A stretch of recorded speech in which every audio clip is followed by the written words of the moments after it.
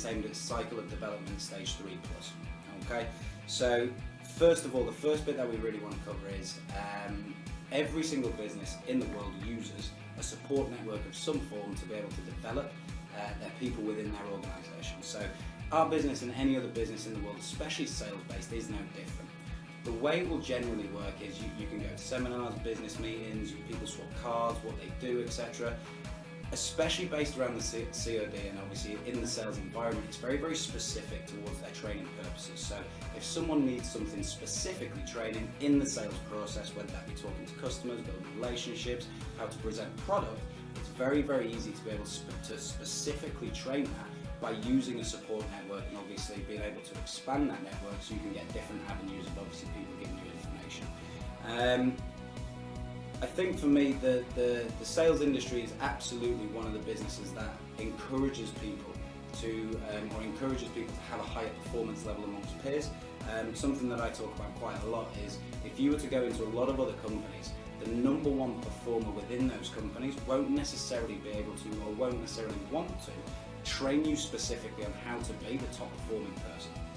And obviously the reason for it is obviously they don't want to maybe give up their perks, their recognition, etc., their achievement levels. Whereas, especially based around this business, is people want you to do better, people want you to do well. There's not just a vested interest in it, but there's actually a want for people to do better in this business, whether it be example setting, whether it be new stories, recognition. So my first big tip is always try and build a huge support network. You will not always necessarily need everybody at every single stage of your business to be able to give you information, but at some point throughout your career, there will absolutely be someone who is specific to what you need at that particular time to be able for you to develop your business, develop your career, develop your sales, whatever it might be. Again, I think one of the largest parts of actual building a network is again based around other businesses. So England back in 2003 won the Rugby World Cup, and one of the biggest parts of the actual training process, it wasn't actually just the matches they played throughout the World Cup where they played very, very well. It was all the preparation and the build-up and obviously the planning, the organisation beforehand. One of the biggest things Clive Woodward, who was the manager at that particular time, was talking about, spoke a lot about how the England rugby team went and spent a lot of time with the Marines and went and learned how to actually build certain parts of their organisation, I guess. It's not something that you would necessarily put together. You wouldn't necessarily put together a rugby team and the Marines and go, they can learn from one another. But during some of the training sessions, one of the Marine sergeants turned around to Clive Woodward and turned around and went, there are people on your team that I would not go into battle with. And the sheer reason was because of the trust, the discipline, there's people that they didn't believe would necessarily have their back. One of Clive Woodward's biggest factors, I guess, was he wanted huge amounts of teamwork. He wanted people trusting each other when they're on the pitch. He wanted people knowing that someone else would be doing the job to their best capability. And he couldn't think of a better place to go than obviously to the Marines to be able to do that. It's obviously not why the World Cup was won, but it's absolutely a huge factor in being able to develop a network and go and train or go and learn from other people so you can adapt and build and obviously achieve more within your business.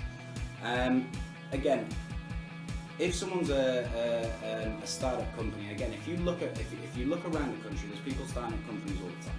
Most people will do startup companies in a trade or in a industry that they're comfortable with and already know. However, most people don't know necessarily how to run businesses or run a business within that industry or that sector. Again, whether that be in internet-based businesses, whether it be in any other form of business, they have to be able to learn to be able to develop that business and obviously become very, very successful. So again, there's huge amounts of money, I guess, and there's huge amounts of sort of focus on public speaking, seminars, going to seminars to develop yourself, audio books, all that sort of stuff. The cycle of development in its purest format is a networking format. It's a way of being able to go, I need to get educated, I need to get better at a specific subject or something specific or relevant to me so I can go and learn. Yes, it's off the internet, it's not necessarily face-to-face with someone who can then teach you their experiences, but it's absolutely a networking format where you can get better at those specific topics or whatever it might be that you need to learn. So in its absolute purest format, this topic's perfect for the cycle of development because it's actually what the cycle of development is all about. The last couple of points, really quickly, is if you want to become successful, it's skills that pay the bills. Okay, you need to be extremely good at whatever it is that you're trying to achieve.